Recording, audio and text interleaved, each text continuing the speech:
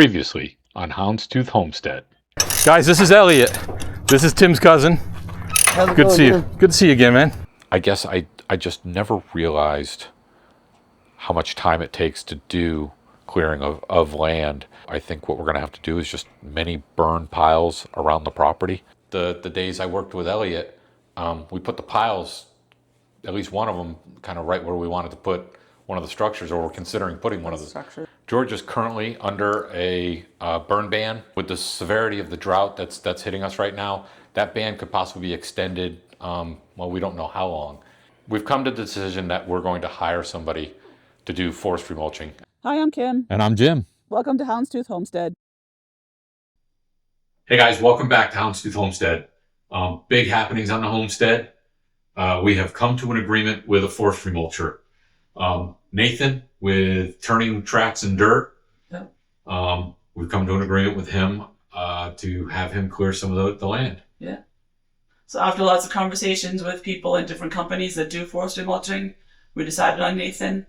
Kind of highly recommended from one of my coworkers that knew that he did work for one of their friends, and they were very happy. And he's still doing work with them, so that's a bonus. That kind of just even gave us a little bit, the ease of doing that work with him, and the time frame that we have. Now that we're having him do this, we're kind of in a little bit more of a push, and we're getting a little bit more excited to have it cleared. Yeah. So he was very willing to work in that time frame to get the stuff done. And then one of the bigger things I think everybody worries about is insurance, and he does have the insurance needed for us to feel that comfort with him. Yeah, he had the right combination. Good price, good time frame. Yep. Has all the qualifications. Comes highly recommended. Yep, everything we needed. Yeah, everything we're looking for. So it's great. He's perfect. So the agreement that we're putting in place is that he's going to cut or take down anything that is less than 6 inches in diameter within a perimeter between the two roads, so the main road and the road that was built in error, and the stream. In addition, he's going to cross over the stream and do about a 10-foot strip on the far side of the stream so that we can see the far bank of the stream. He's also going to cut down about 15 to 20 feet on the far side of the dogleg section of the road. Yep. And that's the spot where Kim and I have been discussing putting the solar panels to help power, because that way, if there's anything that obscures the panels, we can get rid of it because we have control of everything southward facing of that spot. Let me take a minute to show you on a map what I just described. I think it's always better to have some form of visual to help with the understanding. If you've watched some of our past videos, you should recognize this map.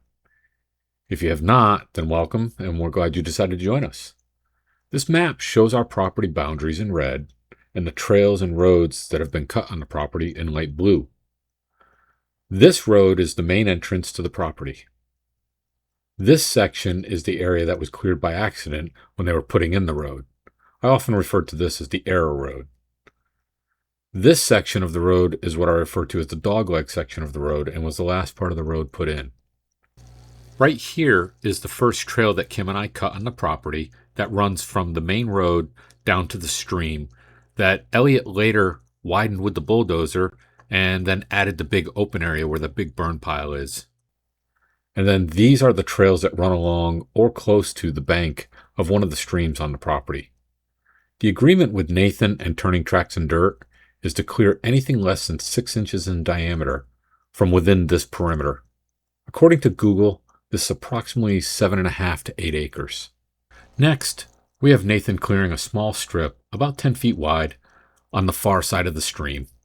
That'll allow us to have some visibility across the stream and help clear some of the thickest briars on the property. Then the last section he'll clear is about 15 to 20 feet on the north side of the dogleg section of the road.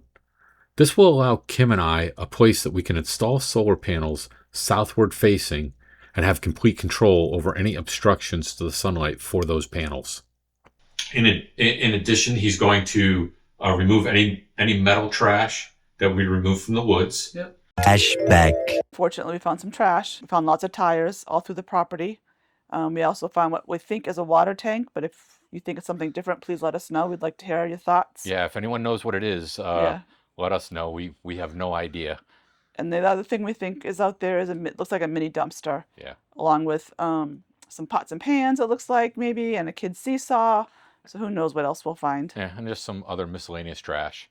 End of flashback. And he's also going to help us remove the one burn pile that's kind of in the center of the property. The mountain.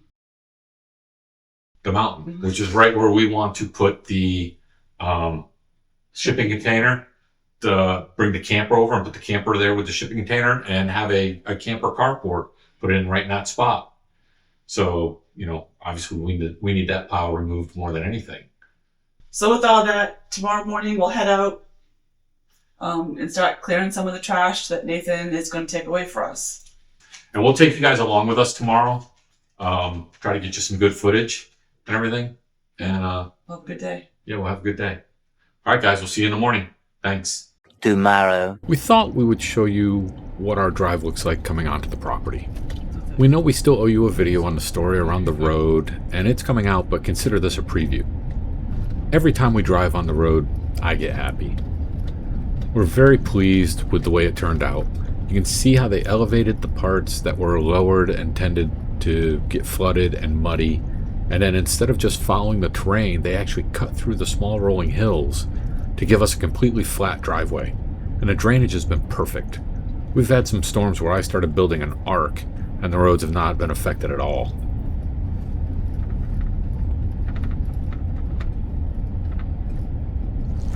I kind of feel like there should be some elevator music or something like that playing at this point during the video. Ah, that's more like it.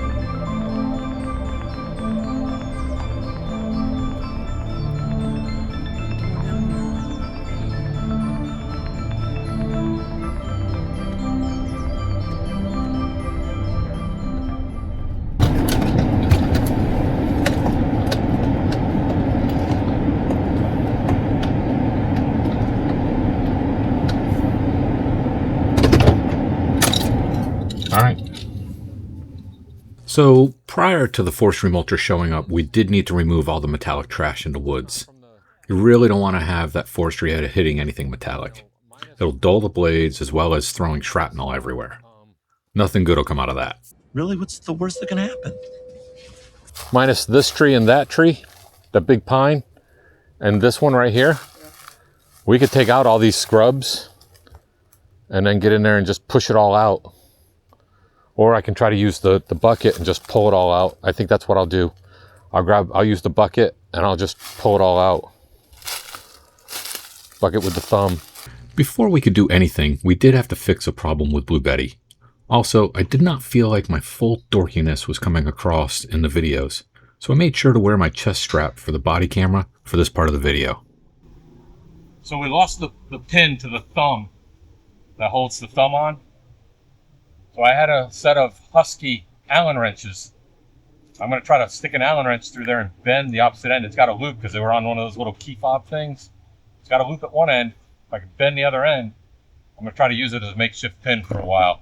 See how it goes. Fingers crossed.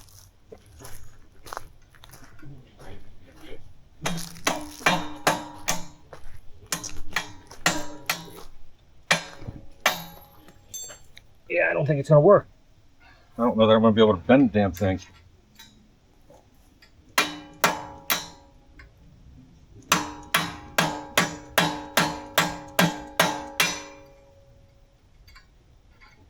Need a smaller one. I'm going to grab one of the smaller ones. This one I thought, you know, stronger size of the hole would be better, but it's not going to work if I can't bend it.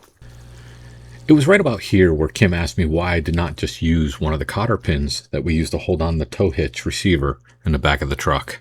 I'm not a smart man. Kim strikes again. It's in. Nice. Good job, baby. Good thinking. Good thinking, because I forgot we had those. Let's see if that holds up, though, because, you know, that doesn't have a... It's not real strong. It's not meant to take a lot of shearing force. Yeah. So, we'll see. I hope it works, though. At least for what we need to do today. Yeah, we just got to get the trash out, right?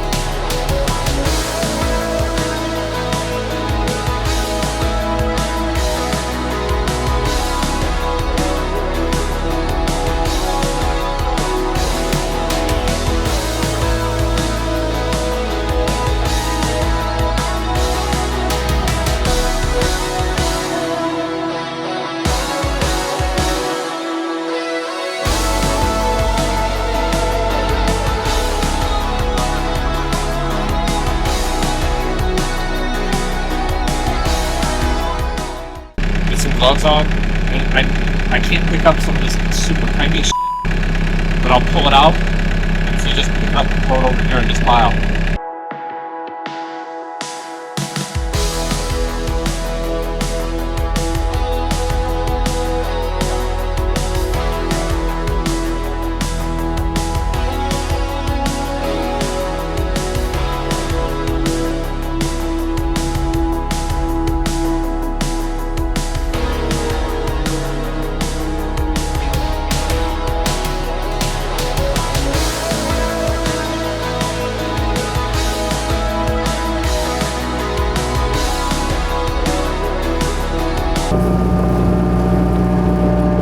Hey, grab me a pair of gloves too and I'll help you.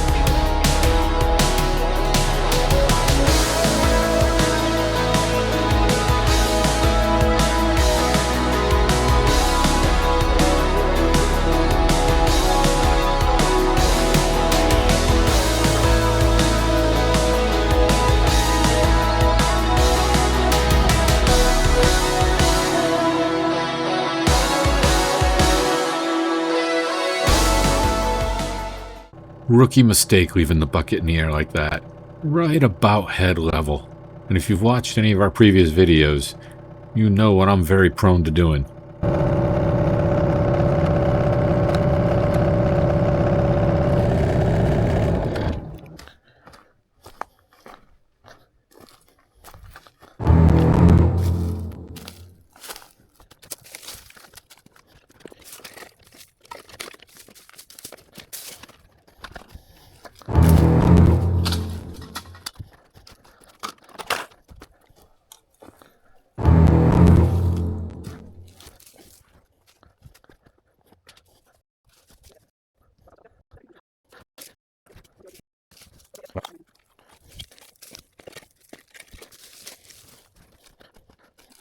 Before we move that big piece that's up there, I want to move it with a stick or something.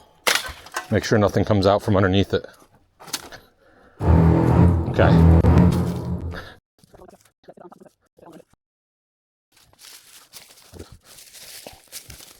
Yeah.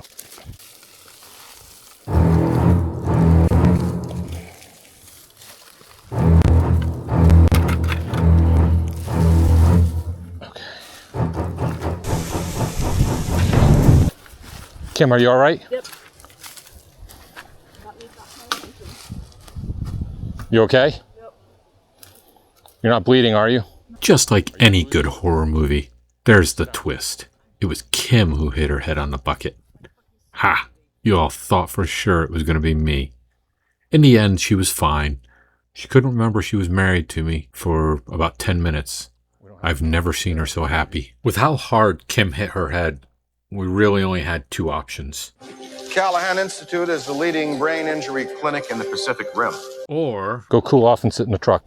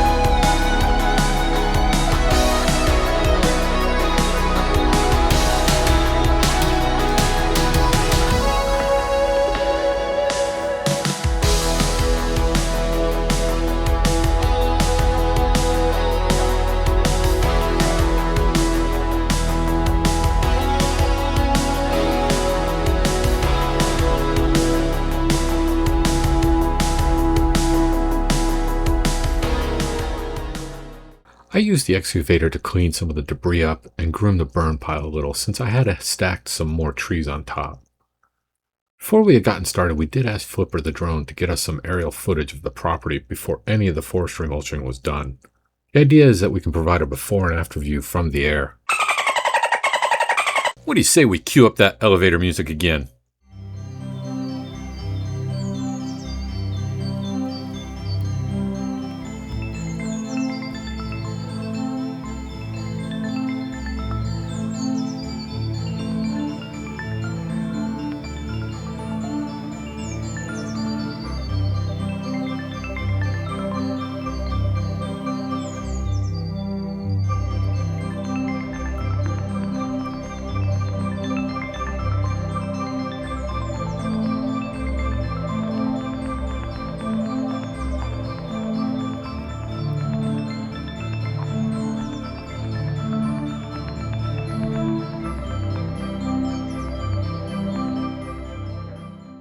Guys, thanks for watching, and if you like the content, please like and subscribe. We would really appreciate it. Also, give us some comments. We'd love to hear from some of you.